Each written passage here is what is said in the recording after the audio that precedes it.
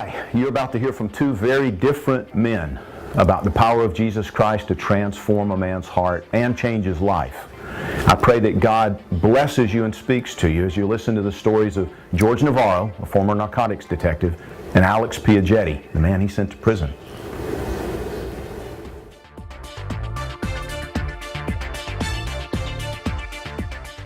I got hired with the police department in 1988, and in 1991 I happened to be working in an undercover capacity in the narcotics section. And when I first went to narcotics, I was doing street level crack, prostitution, vice type of arrests. And about 6 months into that, I moved over to what they called the Big Deal Squad, which is mostly narcotics trafficking cases. Over 100 pounds of marijuana, over an ounce of cocaine, kilos, mainly kilos of cocaine. That was a big thing back then. There wasn't too much of roofies and HGN and all these other drugs that they have now. Once in a while you saw LSD, but mainly it was cocaine. That was the big drug of the time. So did you feel like Don Johnson? Well, it was during that era. Miami Vice was huge, and it was during that Don Johnson period. And my source comes in and says that he had some people that were interested in purchasing 2 kilos of cocaine. So I said, great. Who are they? Get the information. We do what we usually do, which I won't get into, but basically we check out who the people are, how bad they are, where they come from, try to get as much information as we can before we actually do the deal. And the day comes, and we set up a meet in a parking lot here on Miami Beach. During that meet, I meet a gentleman that tells me he's got some guy in from out of town. He wants to buy a couple of kilos of cocaine. I had already met with another source in that party. I had met with him at a bar to talk about how the deal's going to go down and make the arrangements and the price and all that stuff. So this is the actual day of the meet, and we meet, and those 2 guys are there, and then 2 other guys show up in a car. And in that car is Alex Piagetti, which I had not met. And the other person in the car was the buyer, the main buyer that was from out of town. So we talked for a few minutes. I had my partner come by and show them the stuff. They looked at it. They thought it was very good quality. And I sent my partner off. We kept talking about the deal. We exchanged the money. I called my partner back. We exchanged the drugs. And everything went great. And I walked away, and then the SWAT team came in and arrested all 4 of those individuals. Okay. One of those individuals was Alex Piagetti. And Alex went to jail. I went on working every other day for the next 10 years and moved on with my career, and I never heard from Alex again, even though I would hear from his mother all the time. This was just another arrest and a day's work. The only thing, this was my first trafficking case, and I don't even think Alex knows that, but it was the first time I had done a trafficking transaction. I had just moved from one squad to the other, and I just got thrown in there, and that's how this ended up happening. For the state attorney's office, this was like the perfect case. They were like, thanks. Because, yeah, you hand it to them on a silver platter. The ironic part was that I thought usually these cases that are so perfect, they take a plea. Because the attorney looks at it and says, look, man, there's no way you can beat this. Take a plea, and you'll do half the time or a third of the time, and you won't do the full sentence, which was 15 years for each charge. So, to my surprise, when I get a subpoena, that we're going to trial. So I call a state attorney saying, this isn't really going to go to trial, is it? He goes, oh yeah, this is going to trial. And I find out later that Alex was like, he's going to trial. he's going to trial and he won't have any other thing. He's not going to take a plea, and he's going to go there and he's going to fool everybody, and he's going to tell them that he didn't do it. It wasn't him. It was somebody that looks like him. He was convinced he was going to get away with that. Exactly. So I didn't really like Alex very much. But this other kid, which happened to be friends with Alex, and I didn't know that at the time, I kind of felt bad for, because we're human. We're officers, but we're human. And we know what families go through, and people that love those, criminals that are out there, they're the ones that really suffer. So what made Alex stick in my mind for a long time, though, I'll tell you, was his mother started calling me every week for years. And she would either cry on the phone, or she'd swear that it wasn't her son that did it. She'd try to get me to help her get him out of jail. I mean, she'd leave me messages 30 minutes long, and I really, really felt bad for her, So that's kind of why I remembered Alex, his name, and him for a long time. That was the end of Alex. I never saw him again. I went on with my career. I was in narcotics for 4 years. I got promoted to sergeant, transferred, and went to many different units. I pretty much worked all over the police department. And then one day a pastor comes. I'm working as the executive assistant to the chief of police. I got promoted to that position in 2001. And we wanted to start we had a police chaplain program, but we wanted to expand it. Not just, a Catholic priest and we had, I think, Lutheran, Catholic, and Jewish, and that was it. So we wanted to expand it.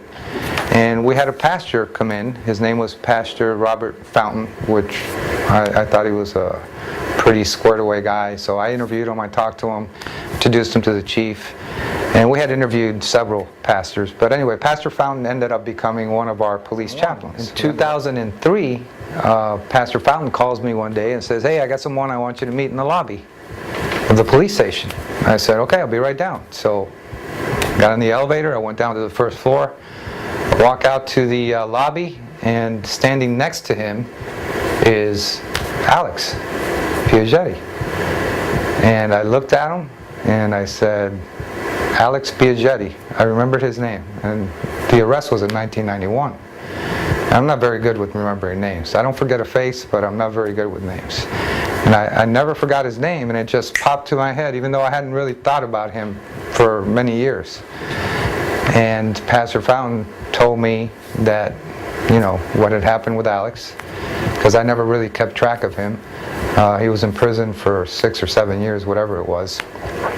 He got out, and 2 or 3 years after he got out, he wanted to meet with me and tell me that I basically changed his life. Honestly, if Pastor Fountain wouldn't have been there, I probably would have kicked him out of the police station, because it doesn't happen. Police and criminals don't become friends.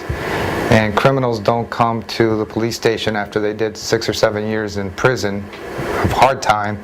They don't come in to thank you for putting them there. That just doesn't happen. It's never happened in my career. I've been an officer for 22 years. I've never heard of this happening. And if it wasn't for the pastor being there, I would never have even entertained it unless I saw it for myself, or some time would have passed. Because, I believe everybody can change, but it's not likely. In my world, you just don't see that. It's such a minute percentage of people that actually change, especially people that grew up like Alex grew up, the way he grew up, and were criminals. They didn't just make one mistake and went to jail, and that's the only crime they ever committed. Alex had a pretty good rap sheet, and he had done a few things in his life. So it just doesn't happen. People like that just don't change very often. It's almost impossible. So I looked at Alex, and I was looking right in his eyes the whole time, because I'm trying to just find a little something to tell me this guy's full of crap, And I never saw it. He looked at me right in the eye. He was talking like I kept saying, this guy's either a really good con man or he's speaking the truth. So I talked to Pastor Fountain several times after that, and I asked him a lot of questions about Alex, and no, I'm telling you, he's changed his life, he's squared away, he's got a family, he's a different person, and he's great, he's great, he's great. I said, okay, I'll take your word for it. Inside, I was still leery.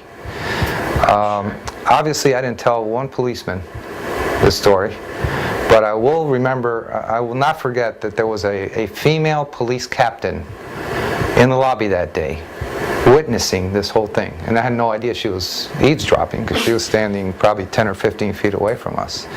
And she walked up to me and said, that's the most incredible thing I've ever seen in my life, in my career. I've never seen anything like that. You're an amazing guy. But I had nothing to do with this. I was just there doing my job, you know. There's no doubt in my mind, this was God. Started a relationship, so to speak. Got together once in a while with the pastor. Went to lunch a couple of times, and here we are, you know, 2010 almost. And it's been 7 years. And we go to lunch all the time, we talk all the time. He knows where I live, I know where he lives, know his family, and we have a great friendship that's been growing ever since. Obviously now I'm older, I don't care what other policemen say. Obviously he's a major success story. The only thing, I don't take the credit for it because I don't believe I had anything to do with this, and I don't think Alex did. I think there's a bigger picture. I think God had everything to do with this. And Alex will tell you, I'm not the most religious person as far as I don't go to church all the time. I believe in God, I pray, and I raise my family with God, and my kids go to church all the time, and they did growing up, and they're older now. But I'm not one of these people that preaches the Bible all the time. So, like Alex.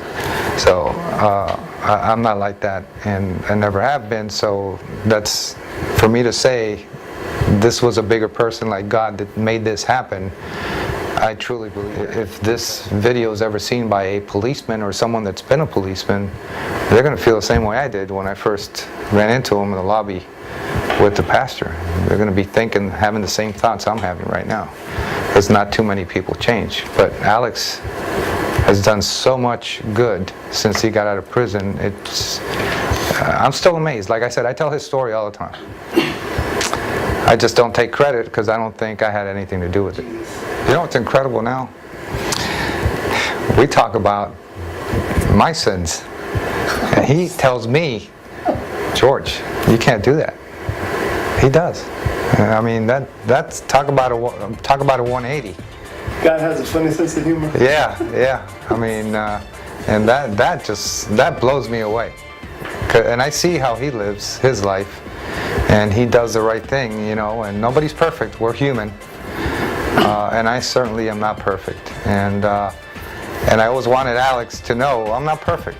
You know, I've done wrong things too. Not as wrong as you did, but we're human. We're not perfect. And I do. And first thing out of his mouth is, "You can't do that.